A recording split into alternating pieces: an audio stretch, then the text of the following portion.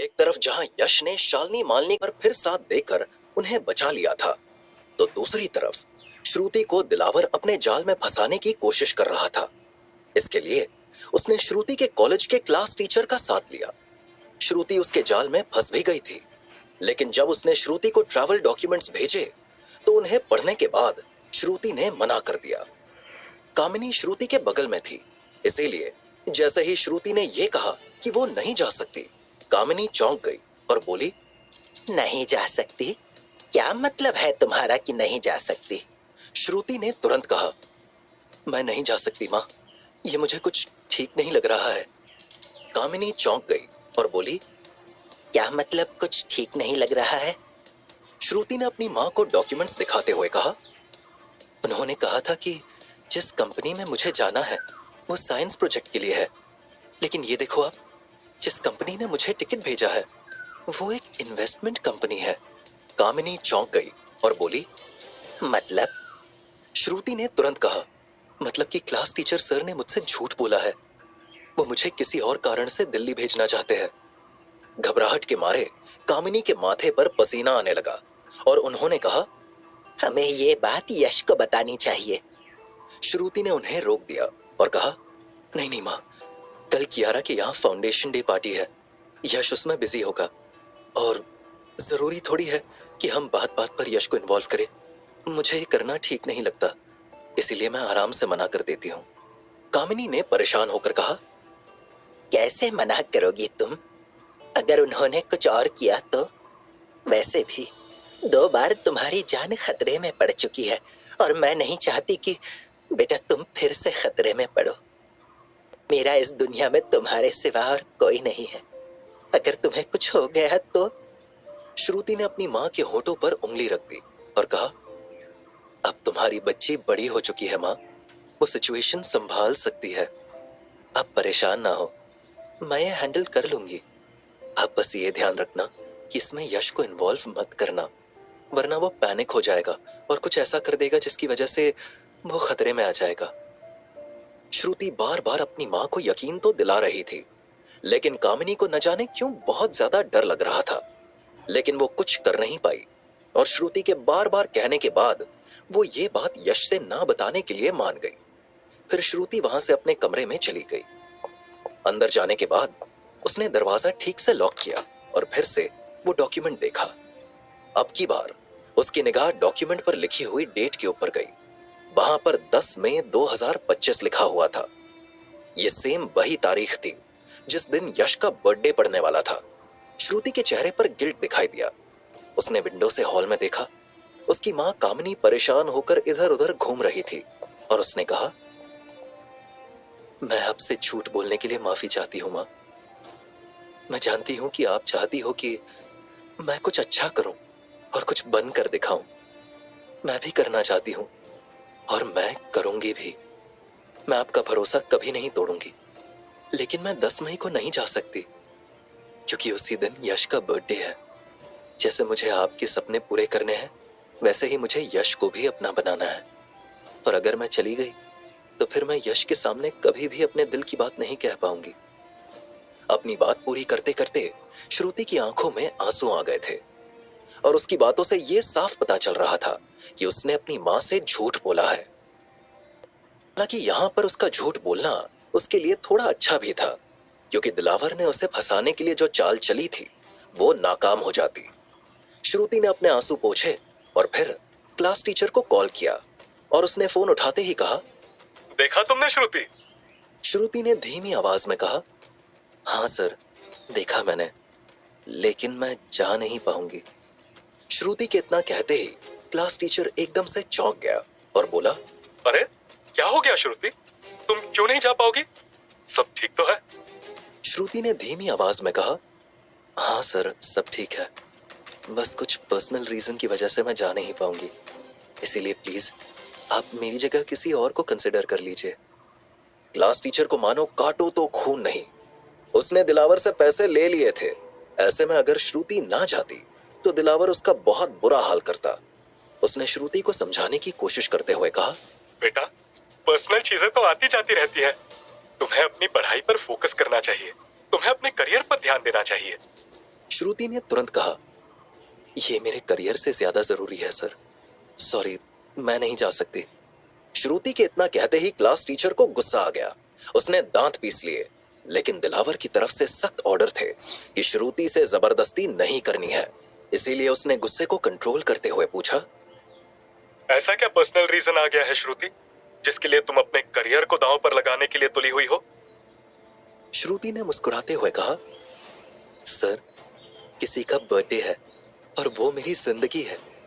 अगर मैंने उसका बर्थडे मिस कर दिया तो मैं उसे मिस कर दूंगी। अब आप ये मत कहना कि ऐसा क्या है उसके बर्थडे में। आप बस इतना समझ लो कि मैं उसका बर्थडे मिस नहीं कर सकती। आप किसी और को कंसिडर कर लो। इतना कहने के बाद श्रुति ने फोन काट दिया। श्रुति के फोन काटने के बाद क्लास टीचर ने अपना फोन तोड़ दिया और गुस्से में दांत पीसते हुए बोला, साला, ये आजकल की जनरेशन को हो क्या गया है? बताओ, करियर से ज्यादा रिलेशनशिप पर फोकस कर रहे हैं। अगर ऐसा ही चलता रहा तो इस देश को बर्बाद होने से कोई नहीं रोक सकता। क्लास टीचर अपने आप से बातें कर रहा था कि तभी उसके पास दिलावर का फोन आया। क्लास टीचर के फोन उठाते ही दिलावर ने पूछा, क्या हुआ, काम हो गया? क्लास टीचर ने अपने मन में कहा, अगर मैं इसको बता देता हूँ कि श्रुति ने मना कर दिया है तो पैसे चले जाएंगे, लेकिन अगर मैं इसको गोली दे देता हूँ तो पैसे मेरे पास ही रहेंगे और उसके बाद मैं उन पैसों को खा जाऊंगा। बोलूंगा कि काम नहीं हुआ, दिल्ली में बैठा है, क्या ही कर लेगा मेरा। तभी दिलावर ने फिर से कहा, मैंने कुछ पूछा क्लास टीचर साहब, काम हुआ या नहीं? उसको टिकट वगैरह दे दिया है या नहीं? क्लास टीचर झूठ मूठ की हंसी हंसते हुए बोला, हाँ, हो गया काम, वो आने के लिए रेडी है, मैं आपको अपडेट करता हूँ। दिलावर ने तुरंत कहा, बहुत बढ़िया, काम होने दो, और ज्यादा पैसे मिलेंगे। बस ध्यान देना प्लान लीक ना हो। इतना कहने के बाद उसने फोन काट दिया। इधर क्लास टीचर के दिमाग में और पैसे घूमने लगे। उसने अपने आप से कहा, मुझे कैसे भी करके श्रुति को मनाना होगा, वरना मेरे हाथों से सारे पैसे निकल जाएंगे। अगर नहीं मानी तो उठा कर ले जाऊंगा मैं उसे। हाँ। और फिर वो बाहर निकल गया। जब वो बाहर जा रहा था तब वहीं पर छुपकर खड़ा एक इंसान उसे देख रहा था। उसने क्लास टीचर की सारी बातें सुन ली थी। वो इंसान कौन था? क्या वो श्रुति को क्लास टीचर की साजिश के बारे में बताने वाला था, या फिर वो यश तक अपनी बात पहुंचाने वाला था? इसका खुलासा होना अभी बाकी था। उधर दूसरी तरफ शालिनी मालिनी का मैटर सॉल्व करने के बाद जब यश वापस से अग्रवाल मैंशन पहुंचा तो टोनी भी उसके साथ था। देवदत्त बाहर ही खड़ा था। उसने जैसे ही टोनी को देखा, उसके चेहरे पर एक बड़ी सी स्माइल आ गई और वो भागकर टोनी के पास पहुंचा। लेकिन तभी उसकी निगाह टोनी के चोटिल चेहरे पर गई और उसने टोनी के मजे लेते हुए यश से पूछा, इस खुले सांड को किसने पटक दिया यश? यश ने मुस्कुराते हुए कहा, हमें तो बताने में भी शर्म आ रही है कि ये एक लड़की के हाथों पिट कर आया है। देवदत्त का मुंह खुला का खुला रह गया। उसने अपने मुंह पर हाथ रखते हुए कहा, हाय राम, तुमको शर्म नहीं आई? तुम एक लड़की के हाथों मार खाकर आए। हमारे फाइटर स्क्वाड का नाम डुबो दिया तुमने। टोनी इससे पहले कुछ पूछता कि तभी वहां पर कियारा की आवाज सुनाई पड़ी। कौन से स्क्वाड का नाम डुबो दिया? कियारा को अचानक से आया देखकर तीनों सकपका गए। तभी यश ने मैटर को संभालते हुए कहा, अरे जब हम लोग पहले मिले थे, हम लोगों ने अपना नाम 3 तगड़ा स्क्वाड रखा हुआ था, जिसमें हम तीनों थे। इसको आज निम्मो ने पीट दिया तो देवदत्त इसके मजे ले रहा है। कियारा ने यश का झूठ साफ साफ पकड़ लिया और कहा, लेकिन तुम तो 4 हो ना, सूर्या भी तो था इसमें, फिर 3 तगड़ा कैसे? यश ने फिर से मैटर संभालते हुए कहा, सूर्या तो लीडर है हमारा, वो का नाम तो इसमें डाल मत देना वरना नाराज हो जाएगा। कियारा ने सिर हिला दिया और अगला सवाल दागा, ये निम्मो कहां से मिल गई तुम्हें? यश ने मुस्कुराते हुए कहा, वो हमसे इतना प्यार करती है कि वो हमारा पीछा छोड़ना ही नहीं चाहती। इतना कहने के बाद यश ने पूरी कहानी कियारा को सुना दी और सच्चाई सुनकर कियारा की आंखें बड़ी हो गई। उसने चौंक कर कहा, यह तो सगाई की बात वाले से भी ज्यादा खतरनाक था। आखिर इस निम्मो की तुमसे दुश्मनी क्या है कि जब देखो वो तुम्हारे पीछे पड़ी रहती है? यश ने हंसते हुए कहा ना कि वो हमसे बहुत प्यार करती है, इसीलिए हमारा पीछे पड़े रहती है। कियारा ने मुंह बना लिया और कहा, तुम हो ही ऐसे, हर कोई तुम्हें प्यार करने लगेगा। यश अदा के साथ झुका और बोला, तारीफ करने के लिए शुक्रिया। हाँ, काम कहां तक पहुंचा? कियारा ने तुरंत कहा, काम कहां तक पहुंचा वो छोड़ो, ये बताओ तुमने निम्मो को बेवकूफ बनाया कैसे? यश ने श्रुति की तारीफ करते हुए कहा, सब श्रुति की वजह से पॉसिबल हुआ है। अगर वो हमारी मदद ना करती तो हम शायद ये ना कर पाते और सालने को जमीन देनी ही पड़ती। यश के मुंह से श्रुति की तारीफ सुनकर कियारा के एक्सप्रेशन थोड़े चेंज हुए। जाहिर सी बात थी कि उसे श्रुति की तारीफ सुनकर जलन महसूस हुई थी। उसने धीमी आवाज में कहा, कर दिया उसने। यश को कियारा की जलन के बारे में पता था, इसीलिए उसने बढ़ चढ़कर श्रुति की तारीफ की, जिससे कियारा की जलन और बढ़ गई और उसने कहा, हाँ हाँ समझ गई कि श्रुति ने तुम्हारा काम कर दिया है, लेकिन अगर तुम मुझसे कहते तो मैं भी बनवा देती। यश ने तुरंत मजे लेते हुए कहा, लेकिन तुम्हारे पेट में जो छेद है वो का इलाज कैसे होता कियारा? कियारा ने चौंक कर कहा, क्या मतलब है इसका? यश ने हंसते हुए कहा, तुम सालनी को पहले ही सब कुछ बता देती और हमारा काम खराब हो जाता, फिर वो मजा कहाँ बिल्ट होता? कियारा ने गुस्से में कहा, यानी मैं सिर्फ तुम्हारा काम खराब करती हूँ और मेरे पेट में बात नहीं बचती है, यही कहना चाहते हो ना? यश ने देखा कि कियारा गुस्से में आ गई है, तो उसने मामले को संभालते हुए कहा, नहीं नहीं ऐसी बात नहीं है, बस तुम गुस्से में आकर। कियारा ने यश को टोक दिया और कहा, रहने दो, मुझे समझ में आ गया कि तुम मेरे बारे में क्या सोचते हो, अब बटरिंग करने की जरूरत नहीं है।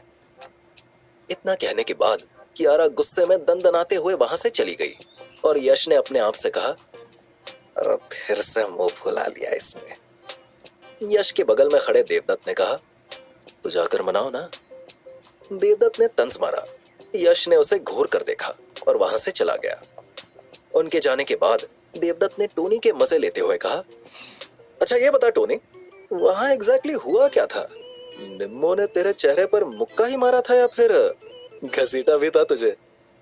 टोनी ने गुस्से में देवदत्त को देखा और कहा, बकवास मत कर, वो कई लोग थे वरना मैं उन सबको चीर देता। देवदत्त ने फिर से मजे लिए और कहा, अरे अब ये किसी और को ही सुनाओ यार, पीट दिए गए हो तुम। चलो मैं मलहम लगा देता हूँ, मेरे पास तुरंत घाव भरने वाली दवा है। ये सुनते ही टोनी का गुस्सा 7वें आसमान पर पहुंच गया और उसने देवदत्त को दौड़ा लिया। वो आगे आगे भाग रहा था और टोनी उसे पकड़ने के लिए दौड़ रहा था। दूसरी तरफ यश कियारा को मनाने की कोशिश कर रहा था। काफी दिनों के बाद यश की लाइफ में ये मोमेंट आया था जिसे वो एंजॉय कर रहा था। इधर श्रुति की तारीफ करने की वजह से कियारा यश के ऊपर नाराज हो गई थी, वहीं दूसरी तरफ श्रुति अपने घर में बैठी हुई यश को सरप्राइज देने के लिए पार्टी का प्लान कर रही थी और कामिनी कहीं गई हुई थी। तभी उसके घर की डोरबेल बजी। श्रुति को लगा उसकी माँ आ गई है, इसीलिए उसने उठकर दरवाजा खोला तो अपने सामने कॉलेज के क्लास टीचर को खड़ा देखकर श्रुति सरप्राइज रह गई थी। क्या करने वाला है क्लास टीचर? श्रुति घर में बैठी हुई यश को सरप्राइज देने के लिए पार्टी का प्लान कर रही थी और कामिनी कहीं गई हुई थी। तभी उसके घर की डोरबेल बजी। श्रुति को लगा उसकी माँ आ गई है, इसीलिए उसने उठकर दरवाजा खोला तो अपने सामने कॉलेज क्लास टीचर को खड़ा देखकर सरप्राइज रह गई और बोली, सर आप यहाँ? आपको यहाँ का एड्रेस किसने दिया? क्लास टीचर ने फेक स्माइल के साथ कहा, मैं तुम्हारे कॉलेज का क्लास टीचर हूँ, तुम्हारे एड्रेस के बारे में पता करना मेरे लिए क्या बड़ी बात है बेटा, मेरे पास सारे रिकॉर्ड्स होते हैं ना। श्रुति के कान खड़े हो गए और उसने मुस्कुराते हुए कहा, बैठिए मैं आपके लिए कॉफी लेकर आती हूँ। क्लास टीचर ने मना किया, लेकिन श्रुति कॉफी लेने चली गई और लाकर कॉफी क्लास टीचर को पकड़ा दी। जैसे ही क्लास टीचर ने कॉफी ली कि श्रुति ने मुस्कुराते हुए सवाल किया, सर मुझे एक बात समझ में नहीं आई, जब मैंने कॉलेज फॉर्म में यहाँ का एड्रेस डाला ही नहीं था तो फिर आपको मेरा एड्रेस मिला कैसे? क्लास टीचर हक्का बक्का रह गया। कॉफी उसके गले में अटक गई और वो खांसने लगा तो श्रुति ने मुस्कुराते हुए पीछे छुपाया हुआ चाकू निकाला और कहा, आराम से सर, वरना अटक जाएगी। अब कॉफी साइड में रखिए और बताइए किसके कहने पर आप मेरे ऊपर इतना मेहरबान हुए जा रहे हैं जो यहाँ तक पहुंच गए? बोलिए। क्लास टीचर सकपका गया और बोला, अरे किसी के कहने पर नहीं किया है, तुम्हारे अंदर मुझे पोटेंशियल दिखा तो। श्रुति ने जोर से टेबल पर हाथ मारा और दांत पीसते हुए बोली, अगर आप पोटेंशियल की बात की तो पुलिस बुला लूंगी मैं। किसने कहा है ये सब करने को? उस कियारा ने कहा, जिससे मैं यश से बर्थडे के दिन दूर हो जाऊं, है ना? मुझे आपके ऊपर पहले ही शक हो गया था, अब तो यकीन हो गया है। अब फटाफट नाम बता दीजिए, वरना मैं पुलिस बुला दूंगी। क्लास टीचर का चेहरा घबराहट के मारे पीला पड़ गया। वो पैसों के चक्कर में यहां तक आया था, लेकिन श्रुति ने उसका सारा काम खराब कर दिया। तभी अचानक से उसने श्रुति के पीछे देखा और कहा, कामिनी जी, मैं इसके फायदे के लिए आया था और ये हमारे ऊपर ही शक कर रही है। अपनी माँ का नाम सुनकर श्रुति पीछे पलटी और उसे भागने का मौका मिल गया। क्लास टीचर को भागता देखकर श्रुति ने उसे दौड़ाने की कोशिश की और उसका सूट पकड़कर खींच लिया। वो नीचे गिर गया और श्रुति ने उसे पकड़ने के लिए उसके सीने पर चढ़ने की कोशिश की, लेकिन तभी क्लास टीचर ने एक पैर उसके सीने पर जमा दिया, जिससे श्रुति नीचे गिर गई और तब तक उस क्लास टीचर को भागने का मौका मिल गया। वो दरवाजे से बाहर की तरफ भागा और ठीक उसी वक्त कामिनी अंदर बाहर आ जा रही थी। वो उसी से टकरा गया। कामिनी ने सब्जी ली हुई थी, वो पूरी बिखर गई। ऊपर से उन्होंने जब अपने घर से किसी आदमी को भागते हुए देखा तो डर के मारे उनका चेहरा पीला पड़ गया। उन्हें लगा कि इस आदमी ने श्रुति को कुछ कर दिया है। वो उस आदमी को पकड़ने के बजाय अंदर की तरफ दौड़ी, जिससे क्लास टीचर को भागने का मौका मिल गया। कामिनी चीख रही थी, श्रुति, श्रुति, श्रुति। तब तक श्रुति दरवाजे के पास दिखाई पड़ी। कामिनी इतनी घबराई हुई थी कि उन्होंने जाकर सीधा श्रुति को गले लगा लिया। श्रुति ने जल्दी से अपने आप को छुड़ाया और कहा, मुझे उसे पकड़ना होगा माँ। इतना कहने के बाद वो उसके पीछे दौड़ी। कामिनी को कुछ समझ में नहीं आया कि उसे क्या करना चाहिए। वो भी उनके पीछे दौड़ी, लेकिन जैसे ही वो मेन रोड पर पहुंची कि वहां पर लगी हुई भीड़ को देखकर श्रुति और कामिनी दोनों ठिठक गई। कामिनी ने घबराई हुई आवाज में कहा, इतनी भीड़ क्यों लगी हुई है बेटा? कौन था वो? श्रुति ने कामिनी को शांत करने के इरादे से कहा, आप एकदम खामोश रहना, आपको कुछ कहना नहीं है। कामिनी शांत हो गई और श्रुति ने उन्हें वहीं रुकने को कहा और खुद जब भीड़ को चीरते हुए आगे पहुंची तो सामने क्लास टीचर की लाश देखकर श्रुति का कलेजा मुंह में आ गया। श्रुति तेजी से वापस लौटी और कामिनी के पास आकर बोली, हमें यहां से अभी निकलना होगा। कामिनी ने घबराई हुई आवाज में कहा, क्या हुआ है?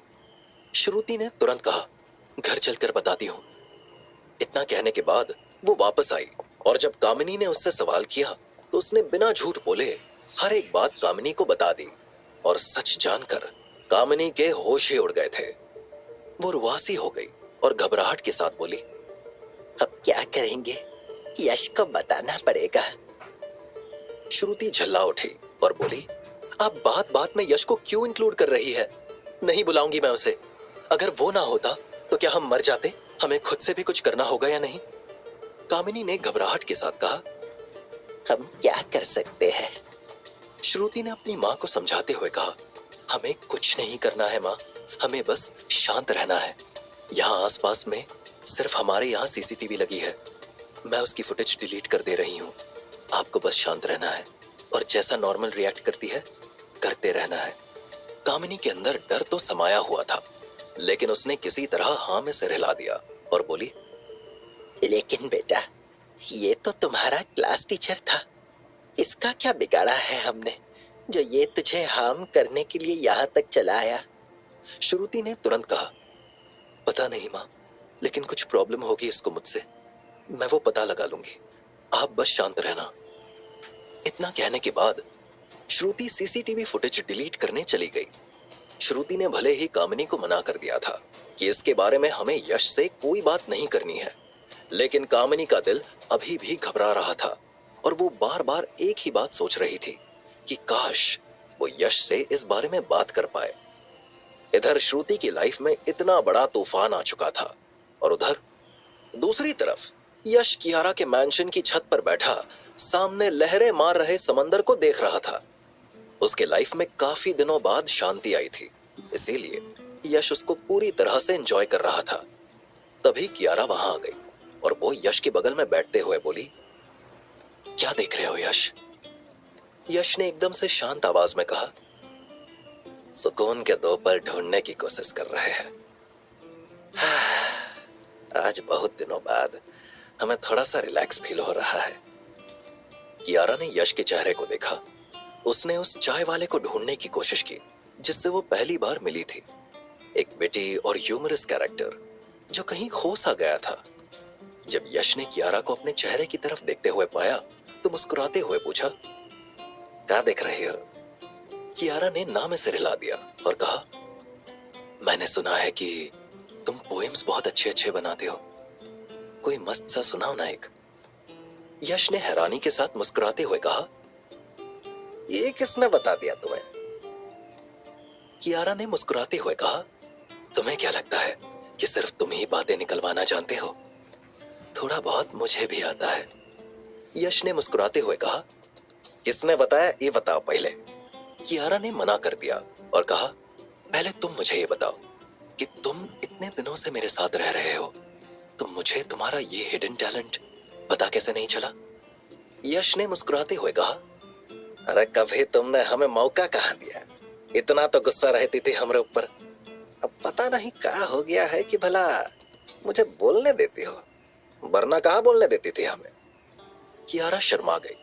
उसने यश की आंखों में देखा और अपने मन में बोली, अब मैं तुम्हें कैसे बताऊं यश कि मैं तुमसे प्यार करने लगी हूं। मैं इजहार करना तो चाहती हूं, तुम्हें अपने दिल की बात भी बताना चाहती हूं, लेकिन एक डर भी समाया हुआ है मेरे दिल में कि कहीं इजहार करने के चक्कर में मैं तुम्हें खो ना दूं। कियारा को ख्यालों में खोया देखकर यश ने उसके चेहरे के सामने चुटकी बजाई और कहा, कहाँ खो गई? सौरे के बारे में सोचने लगी क्या? कियारा सकपका गई और फिर गुस्सा होकर बोली, उसका नाम मत लिया करो मेरे सामने, मेरा दिमाग खराब हो जाता है उसका नाम सुनकर। यश ने मजे लेते हुए कहा, सगाई करने जा रही थी उसके साथ हमसे नाराज होकर, तब दिमाग खराब नहीं था, आज दिमाग खराब हो रहा है, क्या बात है? कियारा ने तुरंत कहा, तब भी दिमाग ही खराब था। और तुम ये सब छोड़ो, बस मुझे ये बताओ कि तुम मुझे पोएम सुनाने जा रहे हो या नहीं? यश ने मुस्कुराते हुए पूछा, किस पर कविता सुननी है? कियारा ने सामने समंदर को देखा और कहा, समंदर पर ही सुना दो। यश ने कुछ सोचा और कियारा की आंखों में देखते हुए बोला, हाँ, लहरें कहती है कहानी समंदर की, हर बार लौट आती है उसी किनारे पर, जैसे कोनो रिश्ता अधूरा सा रह गया हो, जैसे कोनो वादा अब भी बाकी हो वहां पर। समंदर भी खामोश है, गहराइयों में डूबा, हर लहरों की तन्हाई को छू कर लौटती है। वो खुदाई में सब कछु समेटे हुए भी तन्हा है और लहरें बस उसका हाल कहती है। यश की कविता में इतनी मिठास थी कि कियारा उसी में खो गई। और जब यश ने कविता खत्म की तो कियारा के मुंह से वाव निकल गया और उसने कहा, यार यश, तुम कितने कमाल के आदमी हो, तुम्हें क्या क्या आता है? यश ने मुस्कुराते हुए कहा, बता देंगे तो अगली बार तुम्हें सरप्राइज कैसे देंगे? कियारा ने तुरंत कहा, चलो ना बताओ, मैं तुम्हारे अगले सरप्राइज का वेट करूंगी। यश मुस्कुरा कर रह गया और उसके बाद कियारा ने कल की पार्टी के बारे में पूछा, अच्छा तुमने डिसाइड किया है क्या कि कल पार्टी में क्या पहनना है? यश ने मुस्कुराते हुए कहा, कच्छू भी पहन लेंगे, बस चीजें ढकी रहनी चाहिए।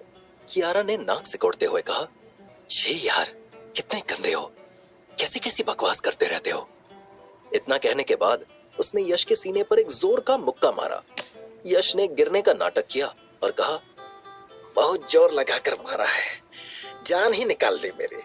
कियारा ने मुस्कुराते हुए कहा, बकवास बंद करो, जानती हूं कितने मजबूत हो तुम। उन दोनों में खींचातानी और लवली मोमेंट्स चल रहे थे और माया वहीं छत के ऊपर पिलर के पास छुपी ये सब देख रही थी और साथ ही साथ शौर्य को दिखा रही थी। यश और कियारा को एक साथ देखकर उन दोनों की छाती पर सांप लौट रहा था। माया चुपके से नीचे आ गई और उसने शौर्य से कहा, देख रहे हो क्या चल रहा है इन दोनों के बीच? शौर्य ने गुस्से में कहा, सब देख रहा हूं और अब उल्टा बोल बोलकर मेरा खून ना जलाओ। ये दोनों आज आखिरी दिन खुश है, कल मैं इनकी जिंदगी में ऐसी आग लगाऊंगा कि ये चाहे जितना समंदर और लहरों पर कविता पढ़े बुझा नहीं पाएगा। माया ने तुरंत कहा। मैं भी वही चाहती हूँ।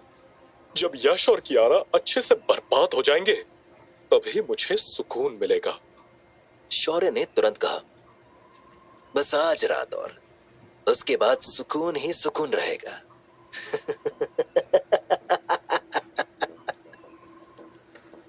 इतना कहने के बाद दोनों हंस पड़े। एक तरफ जहां यश और कियारा कल के पार्टी की बात कर रहे थे, तो दूसरी तरफ माया और शौर्य उस पार्टी को बर्बाद करने की बात कर रहे थे। इस जंग में किसकी जीत होने वाली थी, इसका खुलासा होना अभी बाकी था। अगले दिन की शाम हो गई थी। अग्रवाल परिवार के फाउंडेशन डे की पार्टी का दिन आ चुका था। यश ने पूरे इवेंट को सेटअप किया था, इसीलिए वो चीजों को देखने के लिए इधर उधर भाग रहा था और कियारा से हर एक चीज चेक कर रहा था। कुल मिलाकर उसका मतलब ये था कि आज का दिन अग्रवाल फैमिली के लिए इतना यादगार हो जाए कि वो इस दिन को हमेशा याद रखे। और जिस वक्त यश अग्रवाल परिवार के लिए इतनी मेहनत कर रहा था, तो दूसरी तरफ ठीक उसी वक्त अग्रवाल फैब्रिक्स के नाम से कुछ लोग अग्रवाल ग्रुप ऑफ कंपनीज के सामने पहुंच गए थे। वो एक मिनी वैन में थे। उन्होंने बाहर निकलने से पहले अपने चेहरे को ढका और उनका जो लीडर था उसने कंपनी को ऊपर से नीचे तक देखा और कहा, कुछ भी बचना नहीं चाहिए इसमें, हर एक चीज जलाकर खाक कर दो। उन अग्रवाल को ऐसा झटका दो कि वो आज का दिन पूरी जिंदगी याद रखे। उसके इतना कहने पर सबने एक साथ सिर हिला दिया और अंदर चले गए। एक तरफ जहां अग्रवाल परिवार पार्टी की खुशियां मना रहा था, तो दूसरी तरफ उनकी खुशियों में आग लगाने की तैयारी की जा रही थी। ये आग कितना असर डालने वाली थी, इसका खुलासा होना अभी बाकी। एक तरफ जहां अग्रवाल फैमिली फाउंडेशन डे की खुशियां मनाने में बिजी थी, वहीं दूसरी तरफ अग्रवाल परिवार के एक बिजनेस यूनिट के बाहर कुछ लोग पहुंच चुके थे। उनकी आपस में की गई बातों से यह साफ हो चुका था कि वो यहाँ पर अच्छे इरादों से नहीं आए हैं, बल्कि वो अग्रवाल फैब्रिक्स को जलाकर खाक कर देना चाहते हैं। लेकिन वो यहाँ किसके इशारे पर आए थे? क्या उन्हें शौर्य ने भेजा था या फिर कोई और था जो अग्रवाल परिवार की खुशियों पर ग्रहण लगाना चाहता था? इसका खुलासा होना अभी बाकी था। जैसे ही वो लोग अंदर बढ़े कि तभी वहां पर बैठे गार्ड्स ने उन्हें रोका और कहा, कौन हो तुम लोग और इधर क्या कर रहे हो? ये प्राइवेट और रिस्ट्रिक्टेड एरिया है। उनके लीडर ने गार्ड की तरफ देखा और जब तक वो कुछ कर पाता उसने टेजर गन से गार्ड पर अटैक किया। 2 इलेक्ट्रोड्स निकलकर गार्ड के बॉडी पर चिपक गए और उसे जोर का करंट लगा। वो कांपते हुए गिर गया। अपने दोस्त को गिरता देखकर बाकी के गार्ड्स ने रिएक्ट किया, लेकिन उनके साथ भी वही हाल किया गया जैसा पहले गार्ड्स के साथ किया गया था। उन लोगों ने गार्ड्स को बेहोश किया और फिर उनके लीडर ने अपने आदमियों से कहा, उनको निकालकर बाहर फेंको और अंदर जितने भी एम्प्लॉइज काम कर रहे हैं उन्हें भी बाहर जाने को बोलो। हमें सिर्फ अग्रवाल को नुकसान पहुंचाना है, बाकी किसी को नहीं। अपने लीडर को ऑर्डर पाते ही वो सब अंदर गए और उन्होंने गन पॉइंट पर वहां काम कर रहे लोगों को निकालकर दूर एक जगह बंद कर दिया। उन्होंने उनके फोन छीन लिए थे और लैंडलाइन की वायर को काट दिया था, जिससे वो लोग किसी को अपडेट ना कर सके। उसके बाद उन लोगों ने जगह जगह डीजल और थिनर छिड़कते हुए एक बम का तार बिछाना शुरू कर दिया। और जब लीडर तार बिछवा रहा था, तब तार बिछाने वाले आदमी ने पूछा, बॉस, जब हम डीजल छिड़क कर सीधे आग लगा सकते हैं तो हम इतना ड्रामा क्यों कर रहे हैं? इसका मतलब क्या निकल रहा है? लीडर ने मुस्कुराते हुए कहा, जिसने हमें भेजा है वो अग्रवाल्स को मुहूर्त देखकर झटका देना चाहता है। हम एक छोटा सा बम लगाएंगे जो एक वक्त पर फटेगा और डीजल थिनर का मिक्सचर होने की वजह से एक बड़ा सा स्पार्क क्रिएट होगा और बूम की आवाज के साथ अग्रवाल फैब्रिक्स खत्म हो जाएगी। उसने पूरा एक्शन करके बताया। सब लोग हंसने लगे और अपना काम करने लगे। उनकी बातों से यह साफ हो चुका था कि जिसने भी उन्हें भेजा था उसकी अग्रवाल परिवार के साथ बहुत ही कट्टर दुश्मनी थी और वो अपनी दुश्मनी का बदला इनसे बहुत बुरी तरह से लेने जा रहा था। इस बात से अनजान कि फैक्ट्री में क्या चल रहा है, अग्रवाल परिवार अपने फाउंडेशन डे में बिजी था। एक एक करके सारे मेहमान आने शुरू हो गए थे। चूंकि कंपनी की बागडोर कियारा अग्रवाल के हाथों में थी, इसीलिए वो सबसे आगे खड़ी मेहमानों का स्वागत कर रही थी। आज कंपनी की गोल्डन जुबली थी और अग्रवाल परिवार को समाज में अपनी हैसियत दिखानी थी। इसीलिए उन्होंने बड़े बड़े बिजनेसमैन और पॉलिटिशियंस को बुलाया था और उनके आने से अग्रवाल परिवार की महफिल में चार चांद लग रहे थे। कियारा सबका स्वागत कर रही थी। तभी एक शानदार लग्जरी कार आकर वहां रुकी। उस कार में अंकिता मेहता थी। अंकिता मेहता जैसे ही अंदर की तरफ बढ़ी कि कियारा ने आगे आकर उसका स्वागत किया और कहा, welcome to the party Ankita, तुम वाकई में आज बहुत खूबसूरत लग रही हो। अंकिता ने मुस्कुराते हुए कहा, थैंक यू कियारा, लेकिन मैं तुमसे ज्यादा नहीं। अगर मैं तुमसे ज्यादा खूबसूरत होती तो यश मेरे साथ होता, तुम्हारे नहीं। अंकिता की बात सुनकर कियारा सकपका गई।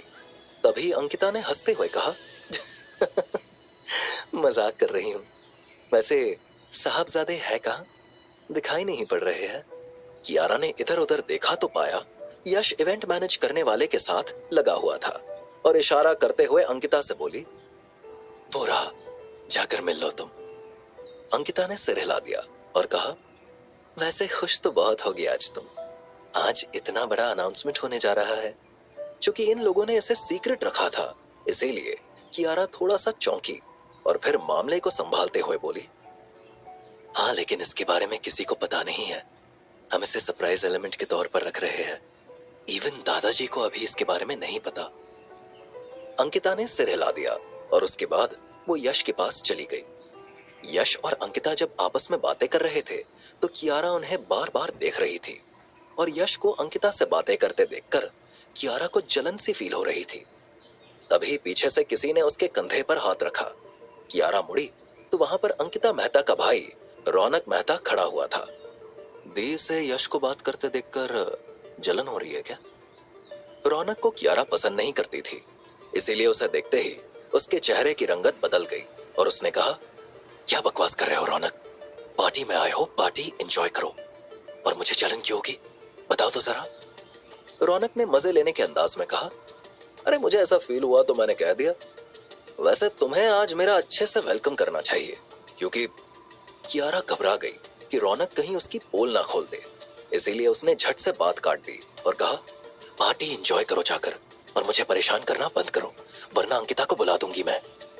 रौनक अंकिता से डरता था क्योंकि वो उसकी सरेआम बेइज्जती करने से भी नहीं पीछे हटती थी। वो भुनभुनाते हुए वहां से चला गया।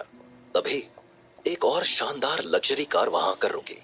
वो कार काफी स्पीड से आकर रुकी थी तो उसके टायरों के रगड़ने की आवाज ने सबका ध्यान खींचा। यश जो अंकिता से खड़े होकर बातें कर रहा था, उसकी निगाह भी एंट्री गेट की तरफ चली गई और जब उसने शौर्य को गाड़ी से उतरते हुए देखा तो उसके चेहरे पर एक कनिंग स्माइल आ गई और उसने अंकिता से कहा, आते हैं हम, तुम चलकर पार्टी एंजॉय करो। अंकिता सिर हिलाकर वहां से चली गई। एक तरफ से शौर्य कियारा की तरफ चला और दूसरी तरफ से यश कियारा की तरफ चला। शौर्य और यश दोनों की निगाह आपस में मिली और दोनों एक दूसरे से पहले कियारा के पास पहुंचने के लिए काफी तेज तेज चलने लगे, लेकिन यश फास्ट निकला। वो पहले कियारा के पास पहुंच गया। शौर्य भी कुछ सेकंड के बाद कियारा के पास पहुंचा और वो अपना हाथ कियारा की तरफ बढ़ाते हुए बोला, तुमने काफी अच्छा इंतजाम किया है कियारा, पार्टी की रौनक देखते बन रही है।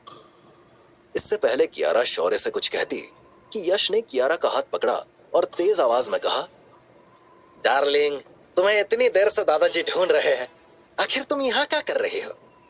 इतना कहने के बाद यश ने कियारा को अपनी तरफ खींच लिया और वो यश के सीने से टकरा गई। एक तो यश ने कियारा को ग्रीट नहीं करने दिया, दूसरी बात उसने सबके सामने कियारा को डार्लिंग कहा, तीसरी चीज उसने कियारा को अपनी तरफ खींचा। ये देखकर शौर्य का माथा खराब हो गया, लेकिन यश ने उसके ऊपर ध्यान नहीं दिया और कियारा को वहां से लेकर चला गया। शौर्य ने अभी भी हाथ आगे किया हुआ था और कियारा को यश के साथ जाता हुआ देख रहा था। तभी उसकी निगाह अपने आसपास गई और लोगों को अपनी तरफ देखता पाकर शौर्य खिसिया गया और बोला, वो लोग जल्दी में थे शायद। शौर्य की सफाई सुनकर कई लोगों के चेहरे पर स्माइल आ गई और इस चीज से शौर्य को काफी बेइज्जती महसूस हुई। माया जो उन्हें देख रही थी, यश को शौर्य की बेइज्जती करता देखकर उसका माथा खराब हो गया। वो सिचुएशन संभालने के लिए आगे आई, लेकिन तब तक काम खराब हो चुका था। दूसरी तरफ यश और कियारा वहां से निकल जब आगे पहुंच गए तो कियारा ने यश से पूछा, कहाँ लेकर जा रहे हो मुझे, और दादाजी कहाँ हैं? यश ने मुस्कुराते हुए कहा, वो तो अपने कमरे में तैयार हो रहे होंगे। क्या हुआ? कियारा ने हैरान होते हुए कहा, हुआ क्या है? तुमने ही तो कहा अभी कि दादाजी मुझे ढूंढ रहे थे। अब ये बेवकूफों जैसा सवाल क्यों पूछ रहे हो कि क्या हुआ है? यश ने हंसते हुए कहा, वो तो हम सौरे को थोड़ा एम्बैरेस फील कराने के लिए ऐसा कर रहे थे। हमने सोचा उसका स्वागत अच्छे से किया जाए। कियारा चौंक गई और बोली, पागल हो गए हो क्या? हमने पहले ही डिसाइड किया था कि हम शौर्य को प्रवोक नहीं करेंगे। उसके बाद भी तुम उसके आते ही ये सब करने लगे। ऐसे स्वागत किया जाता है मेहमानों का? यश ने मुस्कुराते हुए कहा, वो बारात में थोड़ी आया है जो का स्वागत पान पराग से किया जाए। उसने जो किया है वो के हिसाब से हमें यही सही लगा। कियारा ने यश को डांटने के अंदाज में समझाते हुए कहा, देखो यश, उसने इससे पहले क्या किया था हमें उससे मतलब नहीं होना चाहिए। तुम्हें आज के बाद जो करना है शौर्य के साथ वो करना, लेकिन याद रहे कि दादाजी की पार्टी में कोई ड्रामा नहीं होना चाहिए। क्या समझे तुम? यश ने मुस्कुराते हुए कहा, एक्स मंगेतर के लिए बहुत दर्द फील हो रहा है तुम्हें छोरी। कियारा ने गुस्से में यश को देखा और कहा, बकवास बंद करो और चलो दादाजी की एंट्री का देखते हैं। मेहमान आ गए हैं तो हमें प्रोग्राम आगे बढ़ाना चाहिए। इतना कहने के बाद कियारा वहां से चली गई। यश ने पहले जा रही कियारा पर और फिर एक नजर शौर्य पर डाली, जो एक किनारे खड़ा होकर ड्रिंक कर रहा था। माया भी वहां नहीं थी, इसीलिए शौर्य अच्छा खासा अकेला फील कर रहा था।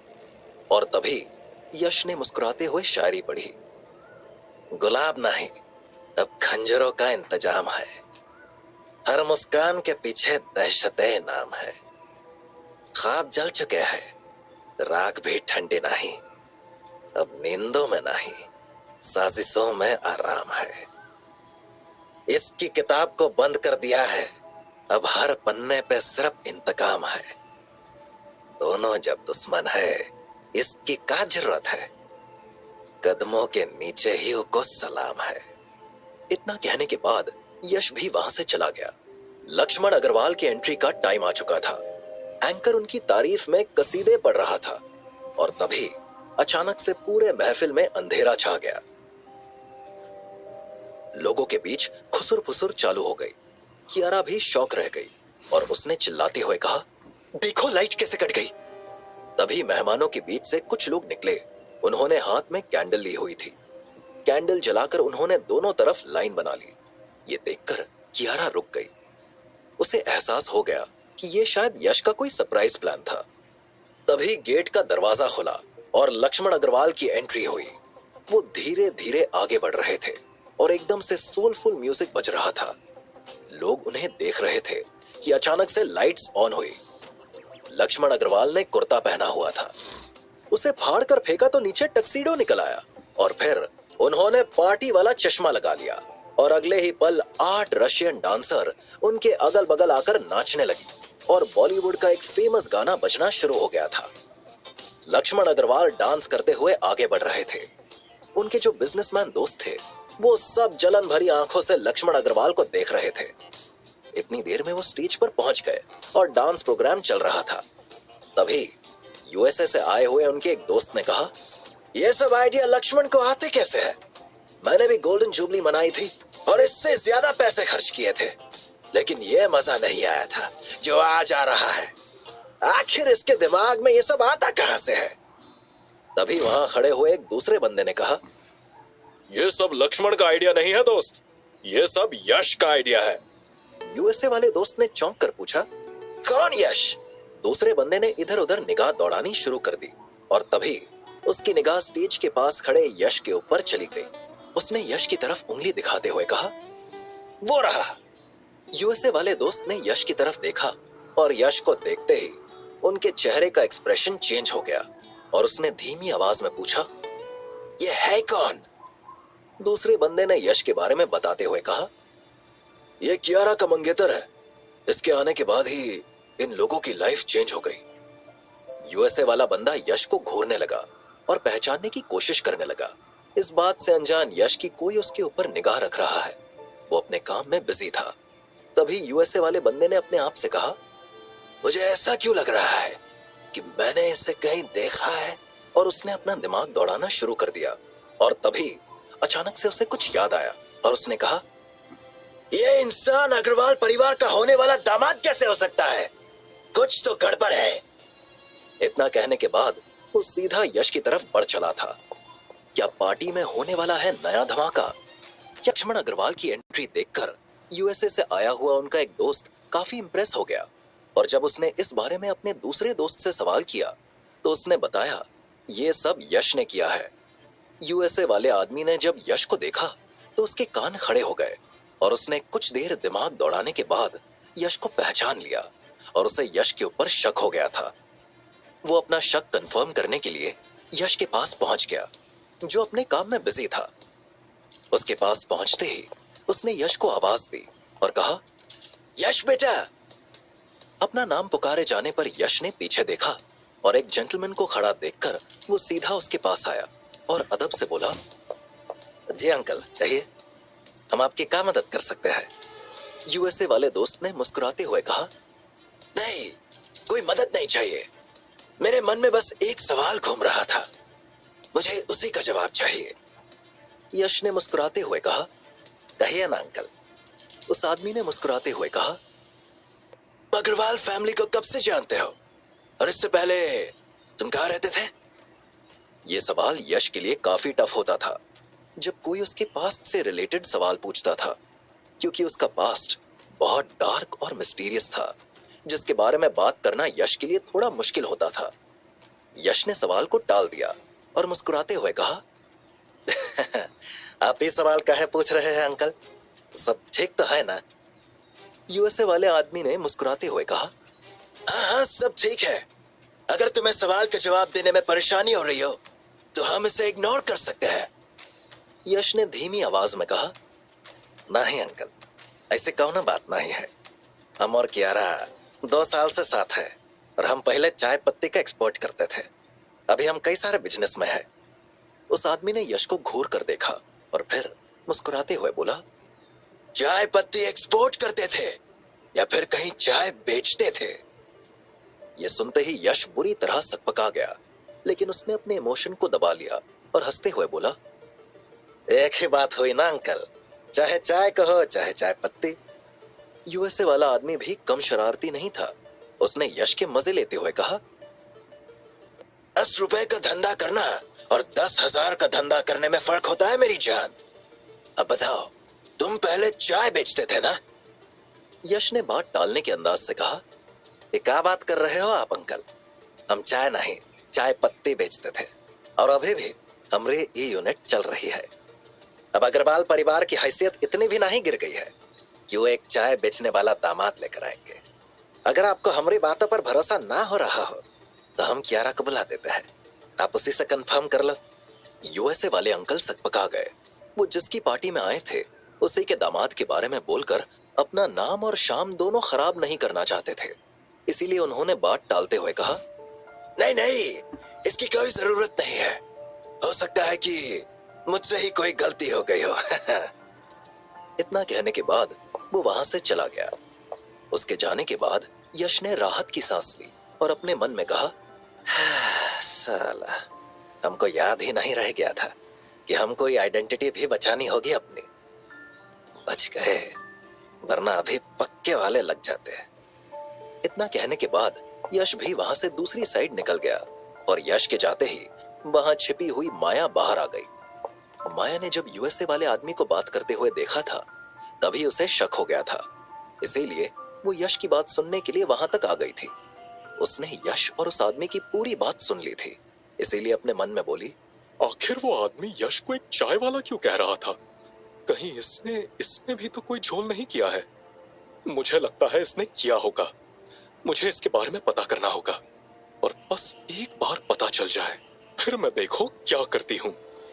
इतना कहने के बाद माया वहां से चली गई। उसे यश के बारे में एक नया शक मिला हुआ था, जिसका वो कैसे फायदा उठाने वाली थी ये देखने वाली बात होने वाली थी। इतनी देर में लक्ष्मण अग्रवाल ने माइक संभाल लिया और अपनी गोल्डन जुबली वाली स्पीच देना शुरू कर दिया। नमस्कार और शुभ संध्या। आज का दिन मेरे लिए सिर्फ एक सेलिब्रेशन नहीं है, ये एक इमोशन है, एक सफर की सुनहरी उपलब्धि जिसे हम सब ने मिलकर तय किया है। आज अग्रवाल ग्रुप को 50 साल पूरे हो गए हैं और दिल से कहूं तो ये मेरे लिए सिर्फ एक नंबर नहीं बल्कि एक पूरा युग है, एक जमाना जिसमें पसीना भी बहा, आंसू भी बहे। लेकिन आज जो खड़ा हूं वो सिर्फ अपने बलबूते पर नहीं, आप सभी की वजह से हूं। सबसे पहले मैं भगवान का धन्यवाद करता हूं जिन्होंने मुझे ये दिन देखने का सौभाग्य दिया। और फिर मैं हाथ जोड़कर शुक्रगुजार हूं अपनी टीम, अपने एम्प्लॉयज, अपने पार्टनर्स और अपनी फैमिली का, जिनके बिना यह सपना अधूरा रह जाता। अपने परिवार से शुरू करूं तो मेरा बेटा धर्म अग्रवाल, जिसने इस कंपनी को सिर्फ मेरा सपना नहीं अपनी लेगेसी माना। धर्म, तुम्हारे बिना यह सफर अधूरा था। जब मैंने थकान महसूस की तुमने कंपनी को संभाला, जब चुनौतियां आई तुमने मुझसे पहले खुद को आगे रखा। तुम्हारी मेहनत, तुम्हारी ईमानदारी और तुम्हारी विजन के बिना अग्रवाल ग्रुप आज इस मुकाम पर नहीं होता। और अब बात उस नन्ही सी जान की जिसने मेरे जीवन को नई रोशनी दी, मेरी पोती कियारा। कियारा, तुम मेरी मुस्कान हो। जब भी तुम ऑफिस आती हो और दादू I want to be like you कहती हो तो लगता है मैंने कुछ तो जिंदगी में सही किया है। तुम नई पीढ़ी की उम्मीद हो और मैं दुआ करता हूं कि एक दिन तुम इस कंपनी को और भी ऊंचाई पर ले जाओ।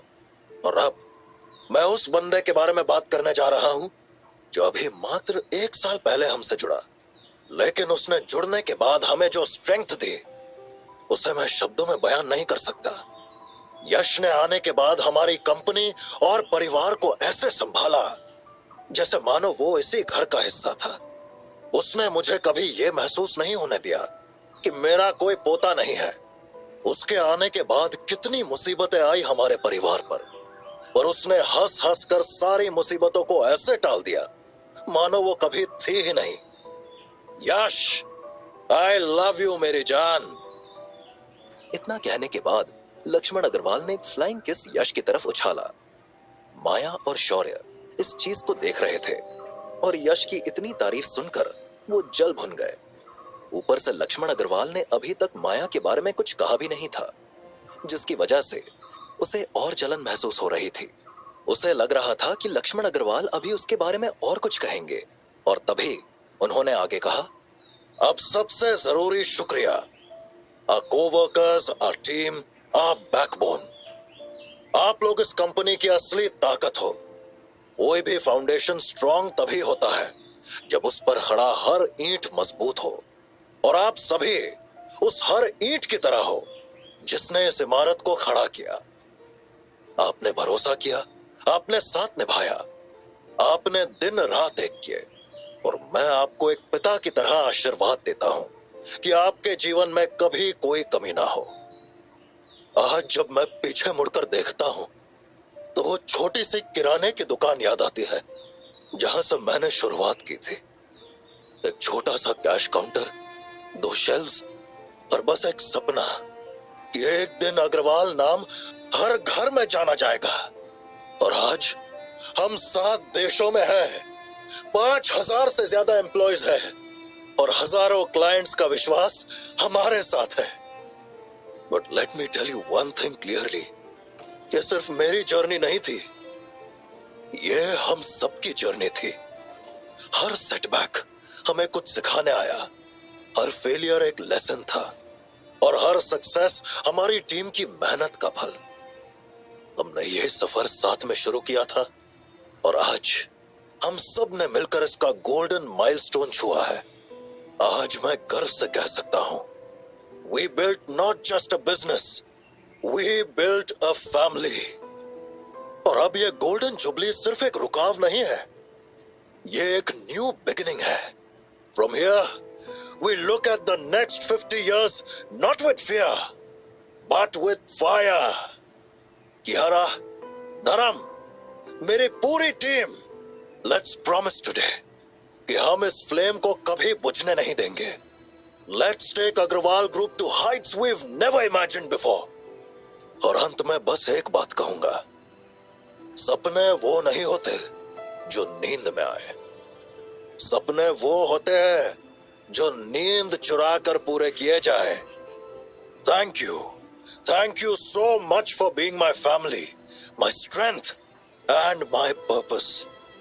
Let's celebrate not just 50 years of business, but 50 years of belief, love, and togetherness.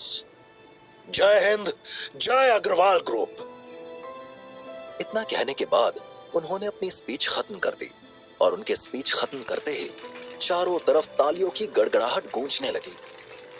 तभी शौर्य माया के पास आ गया और बोला, दादाजी ने तो आपके बारे में कुछ बोला ही नहीं माया आंटी। माया ने दांत पीसते हुए कहा, मैं यकीन के साथ कह सकती हूँ कि ये स्पीच उस यश ने लिखी होगी और वो तुमसे और मुझसे कितना जलता है ये तुम्हें पता ही है। उसने डैड को बोलने ही नहीं दिया होगा।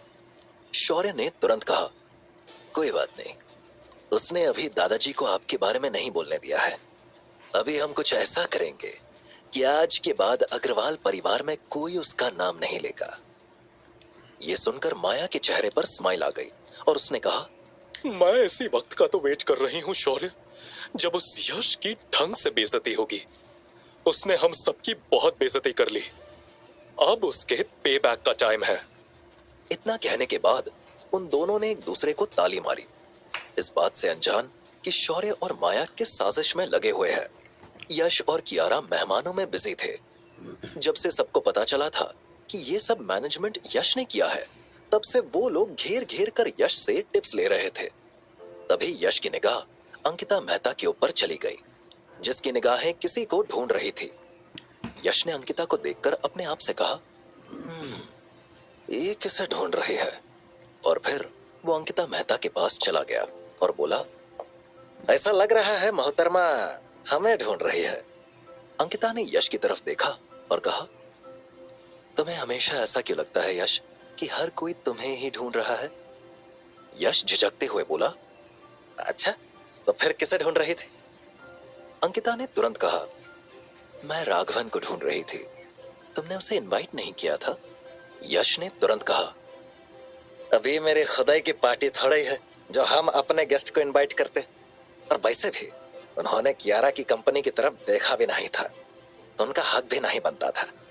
अंकिता ने सिर हिला दिया और कहा, और वो तुम्हारी दोस्त श्रुति, वो भी नहीं दिखाई दे रही है, उसका क्या हुआ?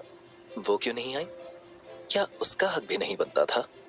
यश ने मुस्कुराते हुए कहा, अरे हमने उससे कहा था, लेकिन वो खुददार बन रही थी, बार बार कहने के बाद भी नहीं आई। अंकिता ने तुरंत कहा, खुददारी अच्छी चीज है, श्रुति के अंदर खुददारी है तो ये और अच्छी चीज है। यश मुस्कुरा कर रह गया, उसे अपने दोस्त की तारीफ अच्छी लगी। तभी कियारा आ गई। अंकिता को भी ये बात पता थी कि कियारा श्रुति को यश की वजह से बहुत पसंद नहीं करती थी, इसीलिए उसने टॉपिक चेंज कर दिया और दोनों राघवन के बारे में बातें करने लगे। इधर जहां वो दोनों राघवन और श्रुति के बारे में बातें कर रहे थे, वहीं दूसरी तरफ श्रुति की वजह से जिस क्लास टीचर की मौत हुई थी, उसकी इंफॉर्मेशन लेकर एक आदमी दिलावर के पास पहुंच गया। जैसे ही उसने दिलावर से ये कहा कि मास्टर मारा गया है, वो शॉक रह गया और बोला, कैसे?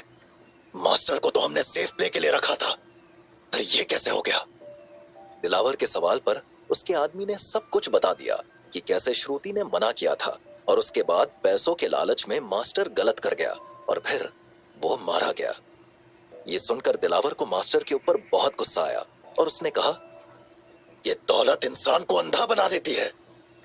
चलो मैं ये न्यूज़ भाई को देता हूं, तुम जा सकते हो। दिलावर का आदमी सिर हिलाकर चला गया और उसके बाद दिलावर राघवन के पास पहुंचा, जो शनाया के साथ कुछ बातें कर रहा था, और दिलावर को देखते ही दोनों चुप हो गए। उसके बाद राघवन ने सवाल किया, क्या हुआ दिलावर? दिलावर ने तुरंत कहा, हमारा ये प्लान भी फेल हो गया, वो मास्टर मारा जा चुका है। ये सुनते ही राघवन चौंक गया और बोला, कैसे? दिलावर ने उसे पूरी कहानी बता दी जिससे राघवन को बहुत गुस्सा आया और उसने कहा, जब हम उसे इतना पैसा दे रहे थे तो उसे हमें बताना चाहिए था कि श्रुति नहीं आने वाली है। हम पैसा उससे वापस नहीं मांगने वाले थे। दिलावर ने सिर हिला दिया और तभी राघवन ने आगे कहा, वैसे ये पता है कि श्रुति आने से मना क्यों कर रही थी? दिलावर ने सिर हिलाते हुए कहा, हाँ, जिस दिन हमने उसे बुलाने का प्लान बनाया था उस दिन यश का बर्थडे पड़ रहा है। यह सुनते ही राघवन के चेहरे पर स्माइल आ गई और उसने कहा, यह तो बहुत अच्छी बात है। मेरे पास एक और प्लान है। क्या होगा राघवन का श्रुति को बुलाने का अगला प्लान?